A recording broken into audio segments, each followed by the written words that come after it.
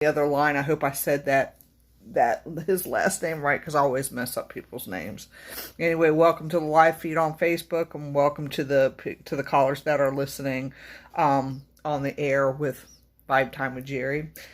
A little bit about DC. I investigated with him in Matthews, but he is a man of many hats, and he has his own podcast for the paranormal, and he is also a tour guide. He does ghost tours out in Williamsburg for the original ghost tours in Williamsburg. So he's got about 14 years experience, and I had the pleasure of being able to meet him at Old House Woods in Matthews when Savannah from Underground Paranormal did her fundraiser out there, or her event out there. So that was when I was finally able to meet him in person. So I'm so happy that he's able to be on my show. So following my show is going to be the Freaking Awesome Show with Ryan Jones and Ange Park. I don't know why I'm at a loss for words this evening. Most of the time I won't shut the hell up. And they are going to be talking to John Clem. So that will be at 9 o'clock. So without further ado, I don't want to take up too much of my airtime. So here we go. Maybe. Let's see. DC, can you hear me? Yeah, I can hear you. Okay. How are you doing? I'm doing fine. How are you? I'm fine. I'm stumbling for words, so sorry. It's okay. It happens to the best of us. Yeah, it's got to be from that. I got a Daith piercing today to try to stop some of this dizziness, to see if it worked, and the migraines that I was getting on a daily basis. So I was like, well, let me go ahead and get that pierced. So maybe that's stumbling my words today. I don't know. Most of the time I'm okay, and I'm not at a loss for words like I am right now.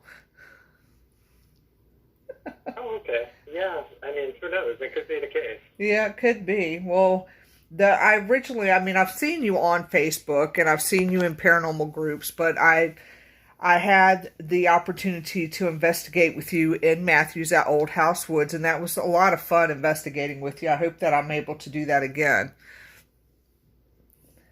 Yeah, that was a good time. I enjoyed myself, and it was very nice finally being able to meet you, off of social media and getting to investigate with you. Yeah, we had a good time. We'll have to do that again sometime, or I'll have to come out to Williamsburg on one of your tours. But those, absolutely. your tours don't. I know there's been a couple of tours that I've been to in Williamsburg, and they just sell out so quickly. Yeah, it really depends on what type of tour that you're looking for.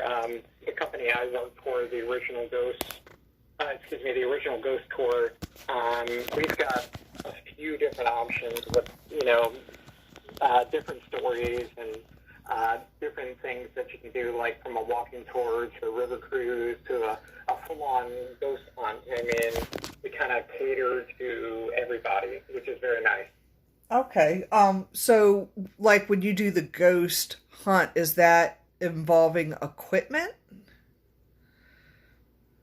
Yeah. Okay. So, starting, June 1st, we actually launched a revamped extreme tour, and that basically involves your tour guide, which is me, taking you around to several of the most notoriously haunted places in Williamsburg, giving you a little bit about the history, telling you some brief things that have happened to people there, and then pulling out equipment and allowing you to do a mini paranormal investigation at that site. Okay, that's awesome. Can you tell me when those run? I mean, when do those tours run, and can you give me a rough estimated cost of those? Yeah, sure. So the Extreme Tour runs every Friday and Saturday night. Okay. We cap the tour size at 15, just to make it more of an intimate tour. That way you don't have 40 people and a bunch of screaming kids and stuff like that. Right, right. And then it is $23. Okay. And what time does that start? That starts at 9:30. Okay. And it's a 3-hour tour. Okay. Yep, you can cue the Gilligan's Island theme song if you want. Now, when you is that actually a meeting at like Duke of Gloucester? Where do you meet at for that? So for that particular tour, we meet in front of the Capitol building, Okay. which is at the east end of Duke of Gloucester Street. Okay. And isn't there that little ticket booth, like you have to go purchase your tickets ahead of time, right?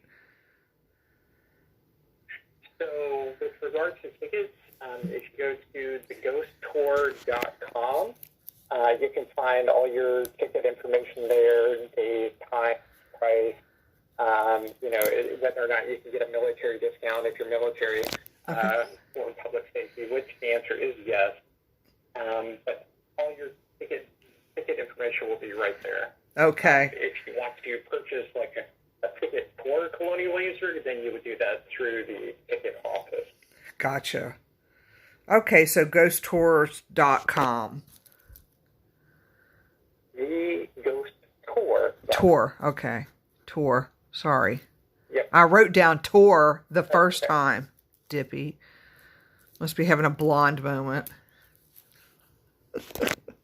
Or because I might just have to grab my friend and come up there. I'll have to grab Marjorie and make her come with me. Oh, okay, yeah.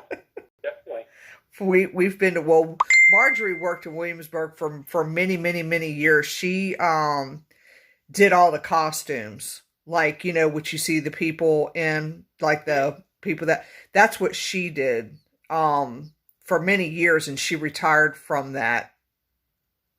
So she was there for like, okay. Very nice. Yeah. So she knows the complete history. Go ahead. I was just going to say, I actually used to be a historical interpreter a few years back in the historic area, so I had to wear the costumes. I'm very well versed in that. So y'all might even you may know her if you see her, because a lot of people know her there. So okay, yeah, it's certainly possible, and if not, then I imagine we know a lot of the same people. Oh, I'm sure you do. I'm sure of that. Tell me a little bit about or go over, because some people are familiar with different things. I wrote down all the information in regards to the ghost tour, because not just because I'm interested in doing it, but other people may not know. Other people may not know about it. So, can you talk a little bit about your podcast show? Sure. So pretty much at the beginning of the COVID pandemic last year, I was just starting to come to work for the ghost tour company that I'm currently working for in Williamsburg. And all of a sudden we were being told, we're not going to be able to let you on the streets for a few months. And I'm going, crap, okay, what am I going to do? And a friend of mine suggested that I start a podcast to kind of help keep my storytelling game sharp. And I said, that's a really good idea. So I sat down, I basically said, okay, I need a name. And I came up with a name, which is Hauntedly Yours, which is a homage to L.B. Taylor Jr., who wrote the Ghost of Tidewater series. Mm-hmm. He used to always sign his book, Hauntedly Yours. And I got an autograph from him 1 year at Busch Gardens, and I always remembered the way he signed it, and I said, that's the name right there. That's awesome. Because I'm a tour guide, but I'm also a paranormal investigator. So basically, I took what I was doing on tours and applied it to a podcast where I would focus on a specific location from anywhere in the world, give you the history behind it, and then all of the hauntings, and, I'd throw in a couple of stories. That is really cool. And what days are your podcast? So I've been releasing episodes every Monday. I'm on the second season right now. Okay. I'm just coming back off of a break because I was busy creating the Extreme Ghost Tour for the tour company. So I'm throwing myself back into my podcast. This season, I will say I've kind of branched out a little bit. I decided to focus more on like haunting stories, not just of places, but also people and objects, and because there are so many worthwhile stories out there that deserve to be told, and I feel like that's my job as a storyteller, to look for those types of stories and make sure I keep them alive for people. Right. That makes sense. That makes sense. And it's funny because there's a lot of stories out there. I mean, even down to when we went to Old House Woods and, did the investigation there, you got some really good evidence there. Mm-hmm. So, Old House Woods and I go way back. So, yes. Yeah. So, how many, you used to do investigations there too, right? If I remember. Mm-hmm. Didn't you at one point do them there? I used to quite extensively, and had a couple of, I guess we'll say, traumatic incidents that took place that kind of made me take a few steps back, and I decided not to come near it for a decade. Yeah. Well, do you want to share those? Yeah. Well, yeah. So I mean, I guess we can start at the very beginning. It's like my very first experience in Old House Woods was kind of wild because I had never been there before, but I knew all about it through the books by L.B. Taylor, and I absorbed all that folklore. And a friend of mine asked me one night, we were working at this little cafe in Matthews called Bartlett's. We were closing up. He said, "Hey, do you want to go ghost hunting?" And I said, I've always been interested, but I've never done it." And he said, "Oh, you don't really need anything, flashlight, audio recorder." He said, "We should go after work." And I said, "Okay." So we drove down to Old House Woods, and he took me dead into the woods, parked his car off to the side of the road, and encouraged me to get out with him. Next thing you know, he's sitting on the road, and he's telling me he's going to astral project. And I said, "You're going to what?" And he explained the process to me, and I said, "Okay. What do you want me to do?" He said, "Well, I'm going to leave my body, so I need you to be my eyes and ears and let me know if anything comes out and tries to attack me." Mm-hmm. And I'm just sitting here looking around for like 5 to 10 minutes, wondering what on earth I'm doing because I felt ridiculous. And all of a sudden, I heard what sounded like somebody walking through the woods toward us. And my eyes darted in the general direction, and I could see a little bit because the moon was coming down pretty decently on us. And sure enough, I saw what looked like hands like pulling tree branches back.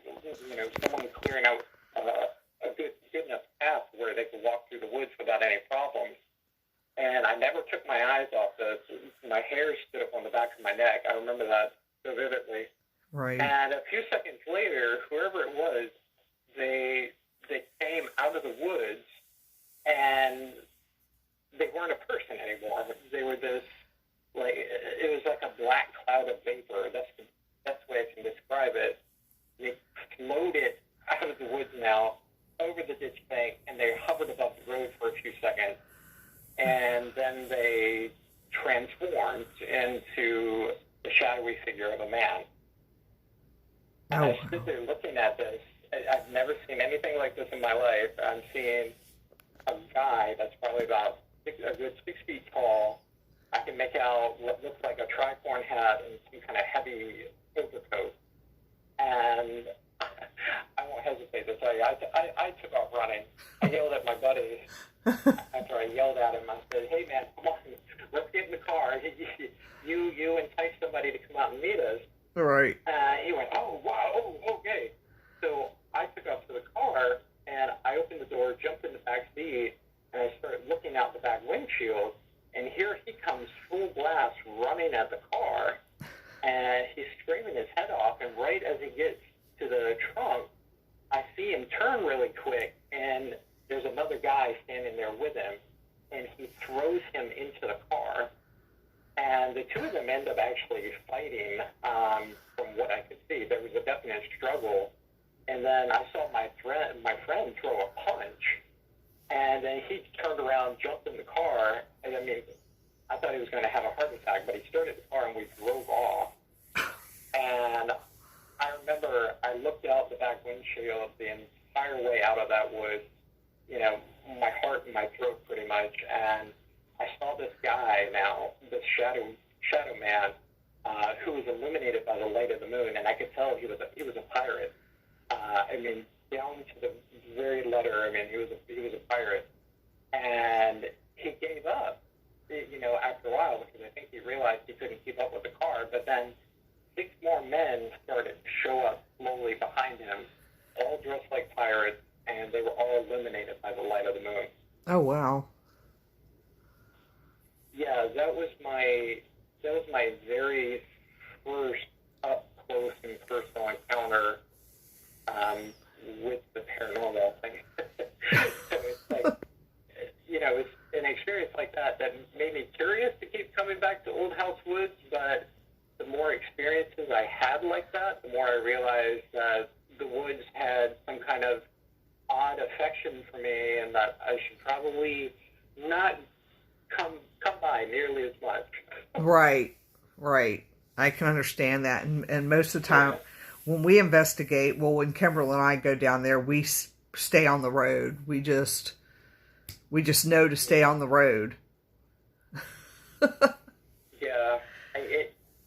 You know, it's like, that story I just shared, I can't tell you how many people I've told that story over the years, and everyone's like, "Oh man, are you sure you weren't high?" Or is that the beginning of a horror movie or something? But I mean, you know, that's a true story. That actually did happen.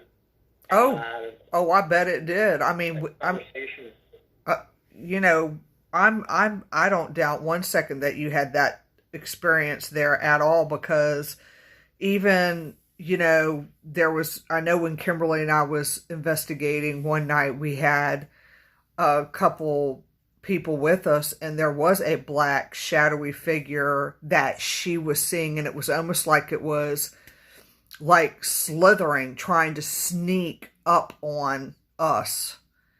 And you know, so I don't doubt there's so many things that have happened there. So I fully believe what you're telling me. I'm not surprised. Yeah, I had a conversation with Tony Bruschi from the Grave Talks. I don't know if you've ever heard of that show. I have not. But he and I were talking about that particular scenario, and he actually made an interesting suggestion I had never thought of. He said, you know, what if your friend, while he was astral projecting, conjured this up himself? And I said, you know, that's a definite possibility. One I've never thought of, but it's certainly an interesting theory to run with. Right. But yeah, I mean, that, for me, you know, casting the astral projection aside, I mean, that was one of the most real experiences I've ever had. And I can honestly say that experience is kind of what put me on the path Right. to investigating the paranormal, looking for answers as to why these types of things happen to people. And if a spirit or an entity, or even if it's an inhuman entity, is trying to make contact, figure out who they are and what they want or why they are at these locations. Right. It makes me think that next time I go out there, I have a tricorn hat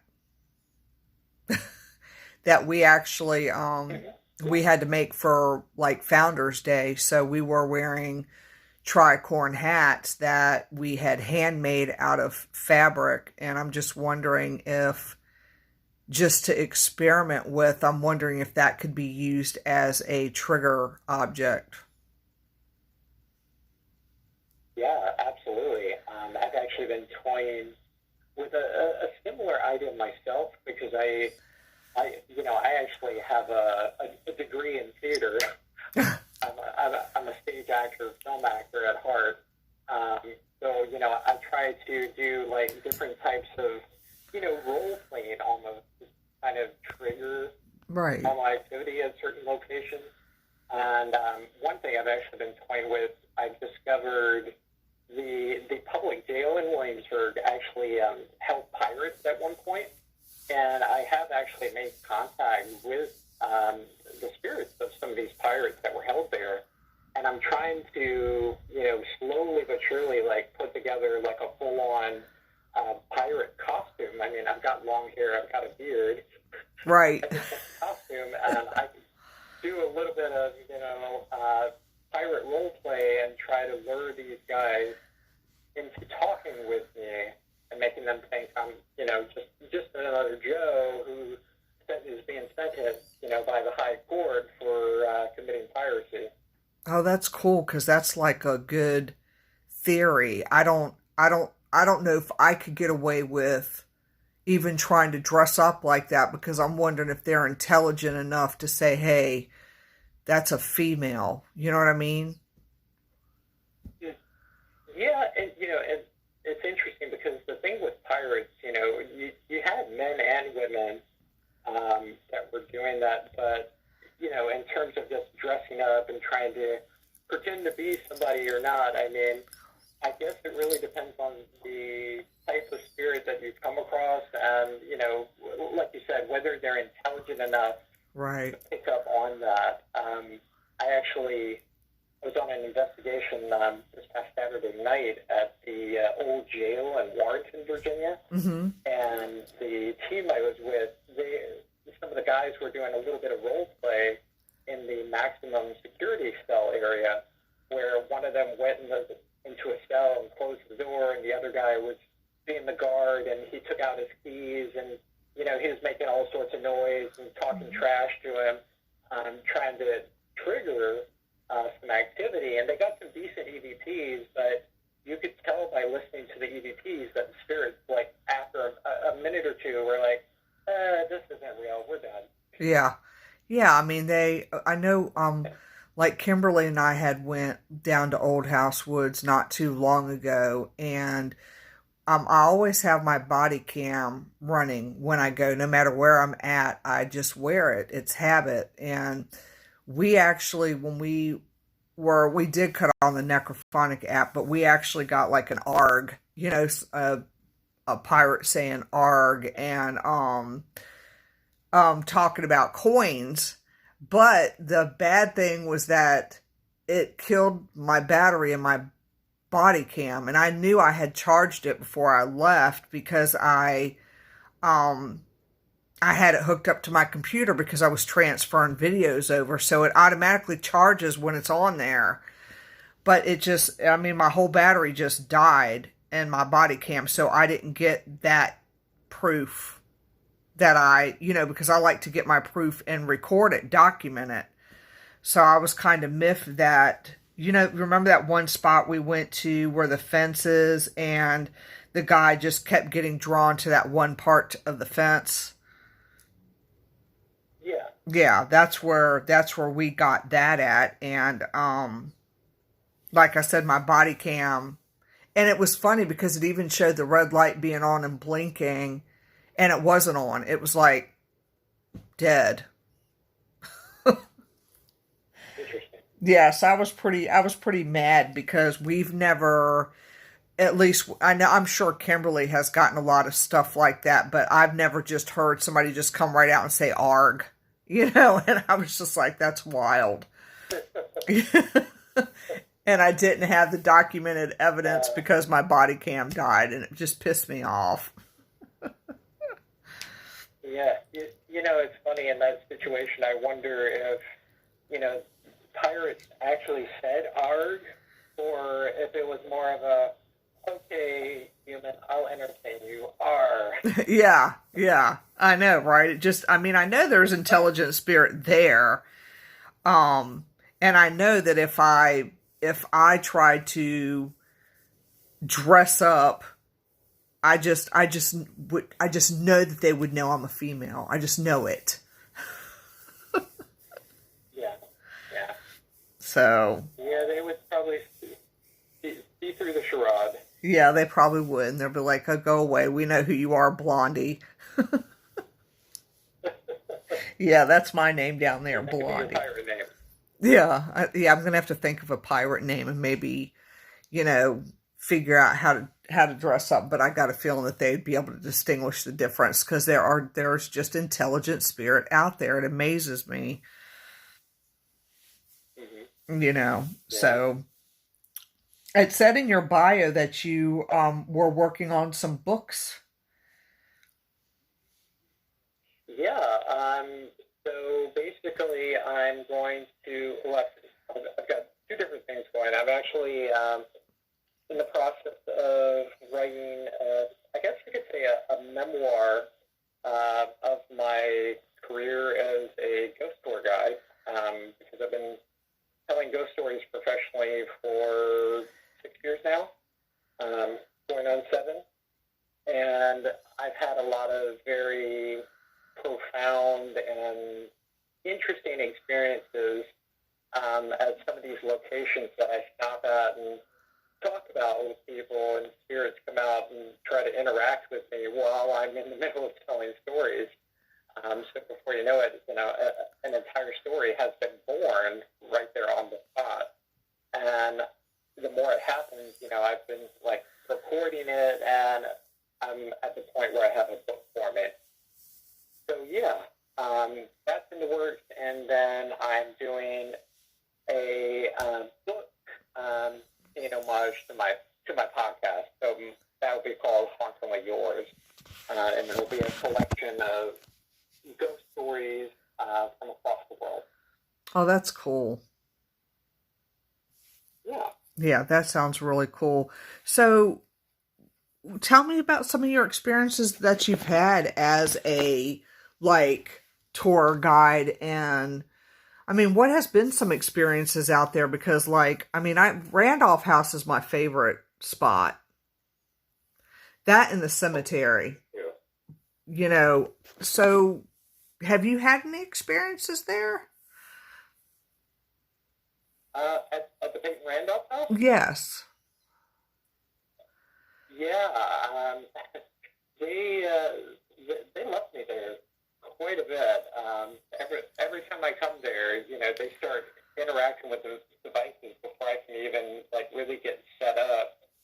And I've actually had conversations with the Peachy children who died in the fire in that house in 1839, and they respond really well to flashlight sessions.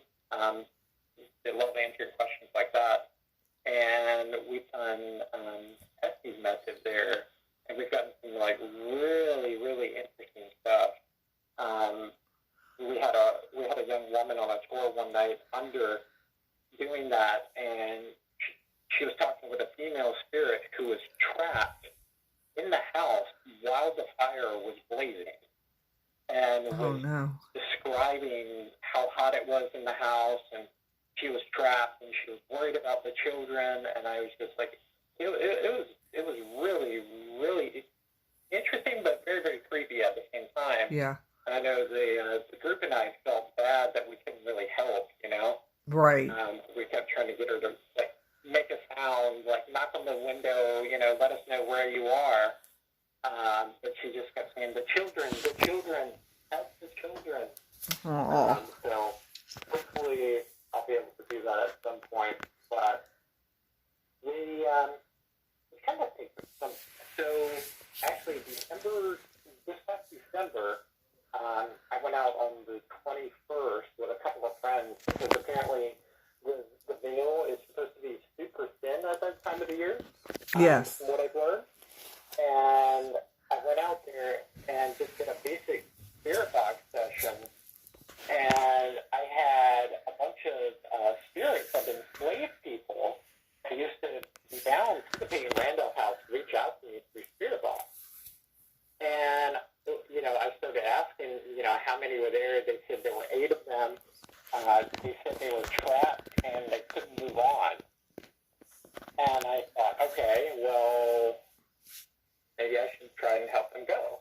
Right. And I pulled out a release prayer that I knew, and I told them that I was going to pave the way for them to leave, and I was going to say a prayer. If they wanted, they could say it with me, but I needed them to listen to every word, and at the end, they should see the light, ideally. Go toward the light, or even go toward the dark. Be with their friends and family, and kind of put everything else behind. That their mission at this place is done. And I said the prayer, and the entire time I was doing the prayer, I kept hearing over the spirit box, "Beautiful, thank you, yes, let's go." And I got to the end, and I said, "Amen," and there was not a thing coming through, no words at all. And I said, if there are any other spirits lingering around here now, can you tell me if these spirits crossed over to the other side? And I got the confirmation, a male answered, "They're gone." Oh, wow. And that was my first time doing that, and it absolutely blew me away, but it felt incredibly good at the same time. That's wild. Yeah, I mean, it was very wild. But yeah, that's probably the most profound thing I've ever really had happen there. I mean, it's like there's a colorful cast of characters when it comes to the resident ghost of that place, and they all have their own unique personalities. One night I asked them how many spirits were in the house, and they told me there were 27. Oh, wow. And I just said, if that's anywhere near accurate, it makes sense to me. Right. Because I've chatted with so many of them, and they're all there for various reasons. Just when I think, I've met every one of them, another one pops up. That's wild. I bet you that's like just Williamsburg itself in that area is very interesting to do research at. Yeah. Oh, sure. I mean, they call it the historic triangle for a reason. Right. Williamsburg, Yorktown, Jamestown. I mean, that entire area is just so in history. And there are so many, spirits that were left behind and forgotten about. And I think some of them, they just want to be remembered. Right. Right. I agree with you on that. The problem, and I know with Williamsburg, there are some there who get pissed off pretty much because the foundation, they choose to interpret only certain periods of history, involving a particular property, and they're like, well, hey, what about me? Why aren't you talking about my house, when I lived here? There's actually there's an incident where a psychic medium actually came to dinner at Chowning Tavern one night, and she was having a perfect dinner, and she ended up bumping into the spirit of a 18th century cabinet maker named Peter Scott. And the end of the meal came, she went to pay the bill, and she grabbed the waitress by the hand. She said, "Honey, I've been having an interesting conversation gentleman named Peter. He's sitting at the back table near the window. He's very, very sad. And the waitress said, well, why is that? He said, Peter's sad because the people he worked for decided not to rebuild his house after it burned down. And that's very interesting for me because, I know the history. I went and looked. Peter Scott was an 18th century cabinetry maker. He passed away in January of 1776. Oh, wow. And 2 weeks after he died, soldiers from the Continental Army took refuge in his house. They got the horse plane and accidentally set the house on fire, and it burned to the ground. And later on down the road, sometime later in the 1950s, Colonial Williamsburg was excavating the property where his house used to be. They found the foundations. They even found leftover chicken bones that the soldiers had the night they burned the house down. And they decided, we're not going to rebuild Peter Scott's house. Instead, they rebuilt the house of one of his competitors named Anthony Hay. Oh, gosh. Well, that sucks.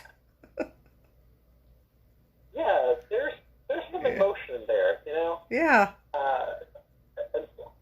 It's like a guy like Peter Scott, he worked his butt off, and even after he retired as a cabinet maker, he became a city councilman, and everybody loved him. I mean, everybody loved him.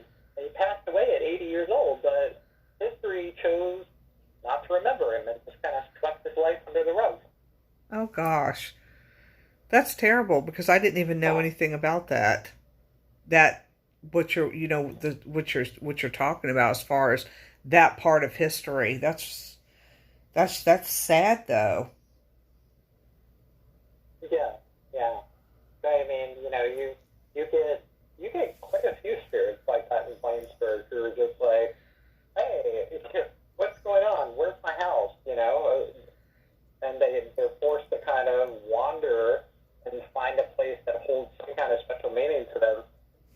And I figure the reason why Peter Scott is in the tavern is because he holds some kind of special connection to it. Maybe he used to frequent there when he was alive or something like that. And he's like, well, I don't have a house. I might as well go hang out in the tavern and take in the atmosphere.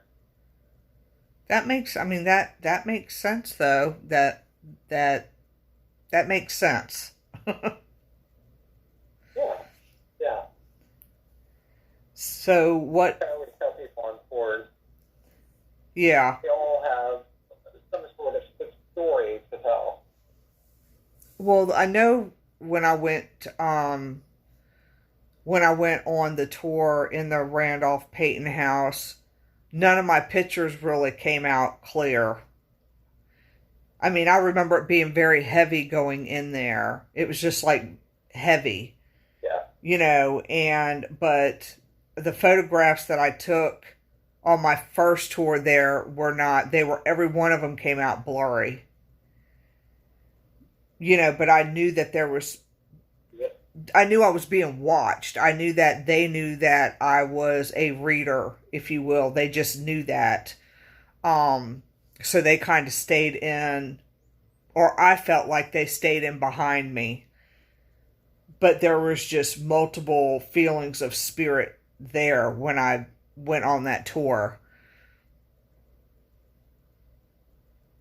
Sure. And I know exactly what you mean because I've been inside the Randolph house many times over the years, mainly when I was a Colonial Williamsburg employee. But the house inside and out has this energy to it, Mm-hmm. and I mean you'll know it when they're watching you because they're always there. They're always there. Right. And if they realize that you can see them or you can hear them, mm-hmm. then that makes them even more curious about you. Right. And that's what I felt like being there during that tour. And just the fact of, like I said, the first tour I went on, the pictures not coming out at all, just like a blur. And I know that I took a good picture, you know, and when I got home, You know what? go ahead. No, I was just going to say, I always tell people on tours, you know, if your photographs don't come out the way they should, it's the house telling you that you didn't ask permission. Yeah. Yeah. Because the house will let you know if it doesn't want to be photographed. Oh, yeah. I agree with you on that. And that particular day, I was just, you know, on a tour, you know, not, you know, I had my, well, my kids didn't go into that one with me, to that particular tour with me, but, you know, I was just on your typical tour to hear, you know, to know about the history of it. Really wasn't going there for, you know, any type of readings or what could I pick up, even though I knew I was being watched. I felt I was being watched. I knew there were multiple spirits there. And it was almost like some of the stuff that they were showing me was back in time, because that happens with me ever so often, where I can be standing in a historical spot and they'll just flash back just little blurbs of stuff that happened there, if that makes sense. Yeah, no, it definitely does. Yeah. So, you know, I would like to go back there again. I know Marjorie and I went there one night and we were out late. I mean, I think her and I, we wanted to go on one of the tours and it sold out. So I was like, fine, I'll just, you know, I think all that I brought that night was my K2 meter, because that was the equipment, that was the piece of equipment that I started out with. And so we just was like, let's just go there really, really late. So we did. And I got a couple readings, you know, and she got some really good pictures of just like haze in front of the Randolph Payton house. She got some really good photographs that night that we went, but gosh, we were out there forever, it seemed like. So I can easily stay out there for hours. Yeah. To them and taking photographs and whatnot. You know, sometimes they get so friendly with me that they invite me to come into the house. And I can recall a couple of instances where they said, the door's open, come on in. And I've been like, how do I explain trespassing? Yes.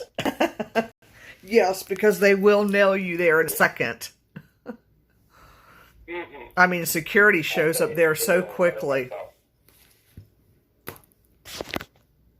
Yeah, and I can say, apparently, I've talked to a security officer recently. He said that they've actually drawn back the property line a little bit. So now you can actually walk all the way onto the property, but if you step foot onto the staircases, then you're trespassing. Okay. See, I don't think I think last time when I went, I didn't even do the staircase part itself. I was wondering why they had like pieces of that roped off now, whereas before they didn't, because I can remember just walking straight up, but I just didn't go on that staircase part. But I remember being able to walk all the way up, and then when I went up there again, it was like roped off, and I'm like, what the hell? Yeah. It's basically to just deter people from going up there. Yeah. So I figured it was part of their tour stuff. Oh, yeah. And that could be the case, too, because depending on what time of the year it is, you know, you do get a lot of field trips and school groups that come through there, so you gotta kind of funnel them into the house in a particular way. Right. Kind of keep it orderly, so to speak. Right. Yeah, because there was. Been there, done that. Oh yeah.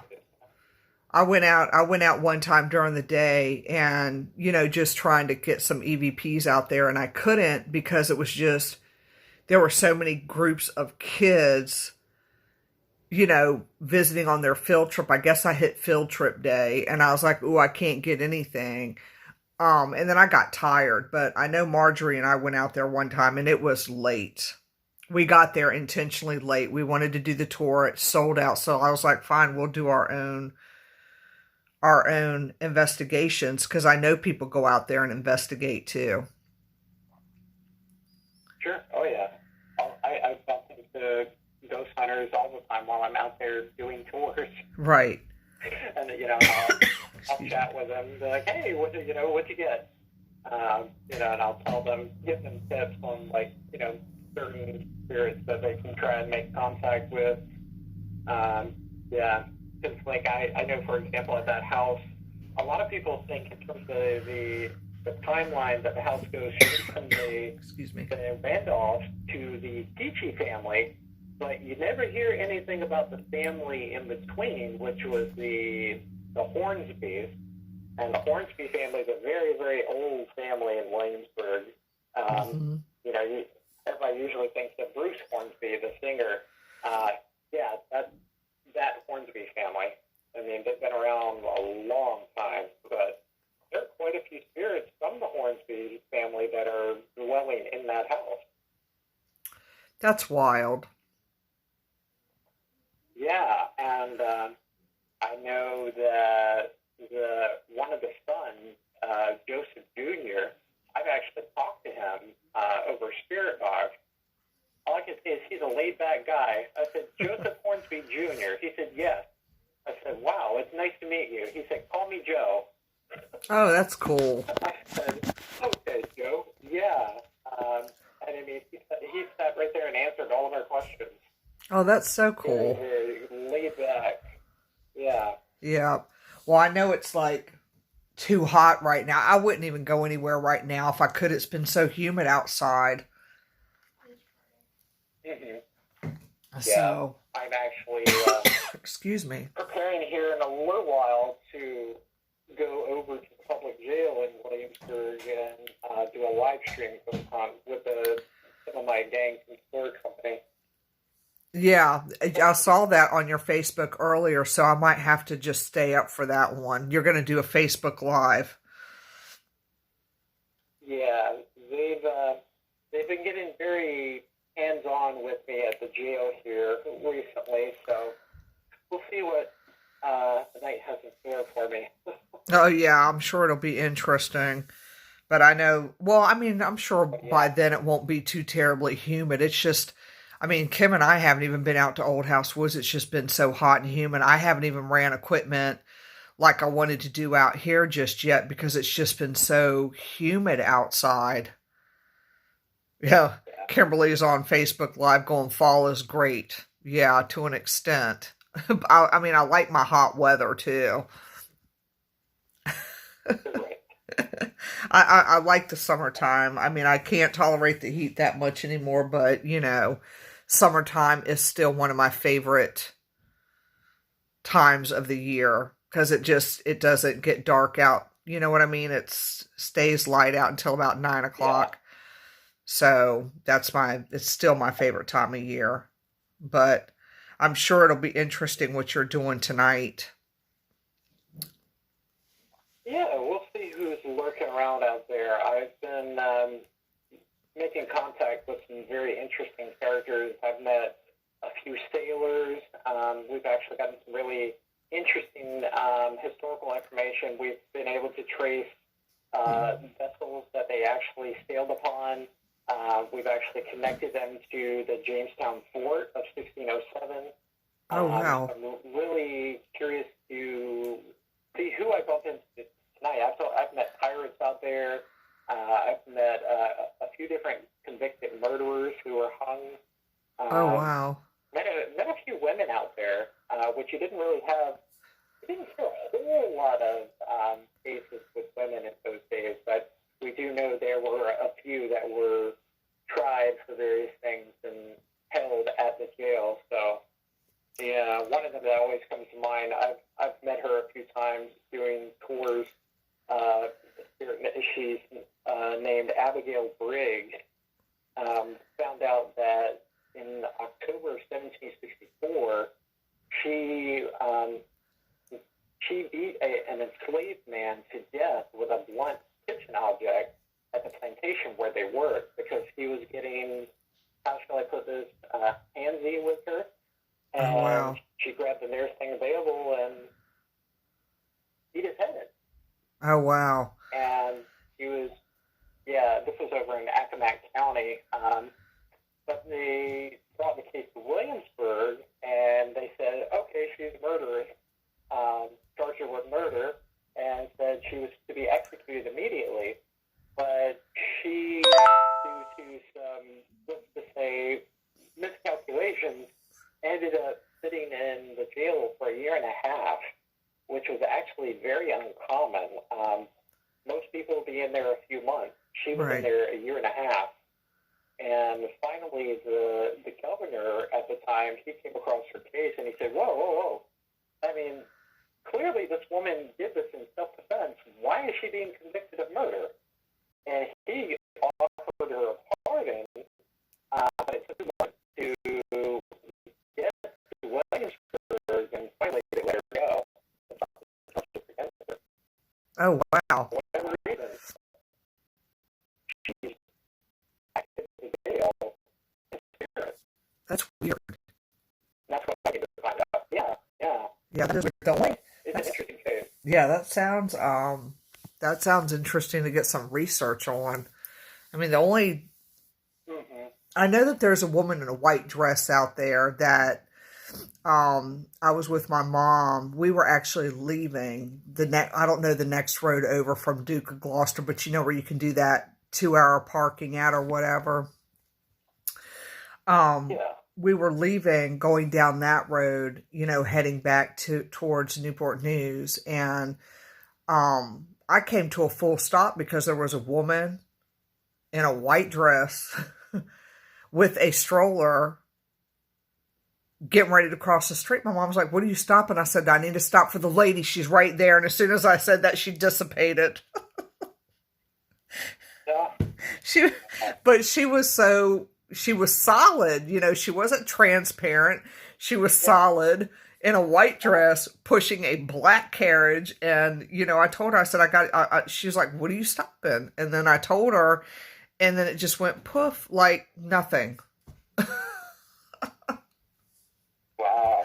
So I'll have to show you when I come out there.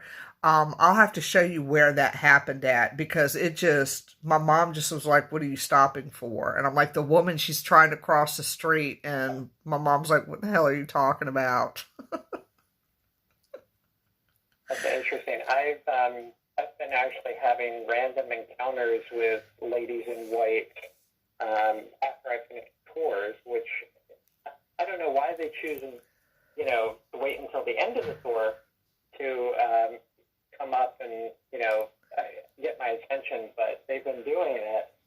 And one of them, I actually think I might have figured out who she is, because she has, whenever I see her and I've captured her in photographs, she doesn't have feet.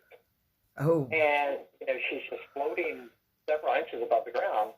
I have uncovered in March of 1738 in that particular area in Williamsburg, there's a woman who excessively covered herself in the spirit of camphor, which was used to treat cough and colds in those days. Uh-huh. And she put way too much on her skin, went up to bed, stripped down to her shift, which is, you know, an undergarment. Right. And then in the middle of the night, the liquids in her body fermented, and between that and the excessive oils on her skin, she self-combusted and caught on fire. Oh my God. And this is legit. The only thing that remained of her by the time the fire, you know, extinguished itself were her feet and her shin bones, and then 3 fingers from her left hand. Oh my gosh, that's horrible. Yeah, so I'm inclined to think if there's a lady in white floating around without feet in that area, then it's probably the self-combustible woman. You're probably right. Ew. I won't make that claim until I actually talk to her. Right. No, I agree with you on that, but that's just really sad to, yeah. Yeah. That's terrible. Yeah. I mean, you can't make it up. No. It's very real. as unfortunate as it is. Yeah, that's true. That is true. But gosh, I can't even imagine. Ugh, that. Yeah. Mm-mm. No, but I'm sure you've had a lot of it. I can only, Yeah, I can only imagine. yeah, Yeah. yeah. Yeah, Kimberly said poof. Yeah, exactly. Exactly. Mm-hmm. We got about 3 minutes I, left on my show. Time flies. it really does. Yeah, we've got about 3 minutes left to where we can chit chat before Ryan comes on with his guest John Clem. Um, I wanted to actually talk a little bit more about Williamsburg and some of your experiences there, but I know I'm going to run out of time to do it. Well, we might have to do I might have to bring you back and do a part two because it's Williamsburg and Duke of Gloucester. It's intriguing to me. oh, yeah. I mean, absolutely. I mean, we could easily do a couple of hours on, the history and hauntings of some of the locations around there. It's very, very intriguing stuff. And, I know more stories than the average Joe just because I'm a tour guide, obviously. And Well, yeah. doing this long enough, I collect these things and I commit them to memory. Right. No. For example, is like there's a house near the Capitol called the John Palmer House. We do know that a 19-year-old lieutenant in the Union Army during the Civil War was stationed at that house, and he actually got shot in the face on the front steps by one of his own men, and he's stuck there as a spirit, and he's unable to move on. Oh, wow. Yeah, I've actually started to make contact with him here recently, so I'm trying to slowly but surely get to that point where maybe he'll let me help him cross over because he keeps reliving the unfortunate events of what happened that day back in 1863, and it's awful. I mean, it's awful. Yeah, that's terrible. You might have to do that. I know I'm going to have to get together with you on a date to come back soon because we got to do a part two. Yeah, we're going to have to do a part two, but I don't know how soon you want to come back. I don't know how soon. We can certainly talk about that offline. Yeah, we'll talk about that offline because I got about 55 seconds left. There you go. Yeah, so I will message you offline. I know I have one opening still this month that I wasn't going to open, but I can open it if you're open to it if I message you that date. Okay. Is that okay with you? I'll take a look at it and see if I'm available. Yeah. I've got a bunch of investigations and other paranormal activities going on this month, so. Okay. Yeah, I'm sure we can make it happen. Okay, that will work. I'll message you I'll give you the date in a second. But I appreciate you coming on the show and talking about the tours. I'm anxious to do a part two. Absolutely. Thank you for having me on. Thank you, and I hope you have a good night. You as well. Take care. Thanks. Bye. Ooh, I hung up before he said bye. I'm sorry. Don't get upset. All right, let's see. We have to continue. Boink. There we go. Shoo! I appreciate everybody tuning in to the live part of this. I am going to bring him back. I'm going to shoot him a date that I hadn't quite planned on there that particular day, but I will at this point because it was just so cool, the history. So, Kimberly, message me when we get done, and then I'll talk to you. I was wondering where you were at. So anyway, next week on Vibe Time and Geri, I'm going to have John Stevens. I cannot talk.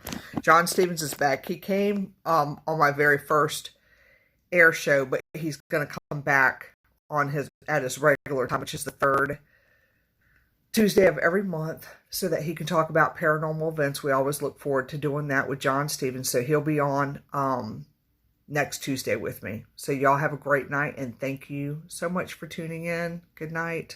Talks to y'all later. Bye. I know, still got to reschedule. Yep, I will get that in too. But I want to do the part 2 to Williamsburg because that was just totally cool. I got to get that one in while it's all in my memory. All right, I'll message you in a minute. Thanks for watching and your support.